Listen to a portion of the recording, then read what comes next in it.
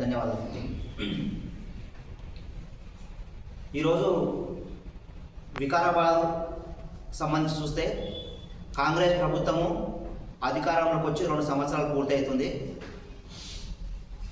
ఈరోజు వికారాబాద్ పరిస్థితి అన్నున్న అల్లున్నోట్లో శనైనటువంటి పరిస్థితి దాపురించింది. మేము ఆ రోజు చెప్పినాం, గత ఎన్నికల ముందు మా నాయకుడు, మా పార్టీ మాజీ ఎమ్మెల్యే జిల్లా అధ్యక్షుడు డాక్టర్ మెతుకు ఆనంద్ గారు, నేను స్థానికుని, ప్రజలకు ఎల్లవేళ అందుబాటులో ఉండేవాని, నేను ప్రజాసేవ చేసేవాని, నన్ను గెలిపాను అని చెప్పేసి ఆ రోజు చెప్పాడు.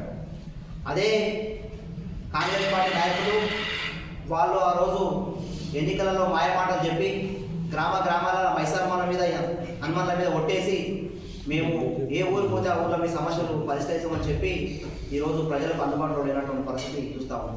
ముఖ్యంగా వికారాబాద్ నియోజకవర్గం లోపల వికారాబాద్ మండలానికి తీవ్ర అన్యాయం జరుగుతూ ఉంది. అందుకే ఆ రోజు మా నాయకుడు చెప్పినటువంటి విషయం ఏంటంటే, ప్రజాప్రతినిధి అంటే ఎమ్మెల్యే అంటే 24 గంటలకు ప్రజలకు అందుబాటులో ఉండాలి. అది నేను గత 5 సంవత్సరాలు నేను ఏ టైంలో పార్టీ కేటాయించినటువంటి ఏదైతే క్యాంపు ఎమ్మెల్యే క్యాంపు ఉన్నదో అందుబాటులో ఉన్నా, మిగతా టైంలో నేను కార్యక్రమంలో ప్రజలతో 5 సంవత్సరాలు అని చెప్పేసి చెప్పడం జరిగింది.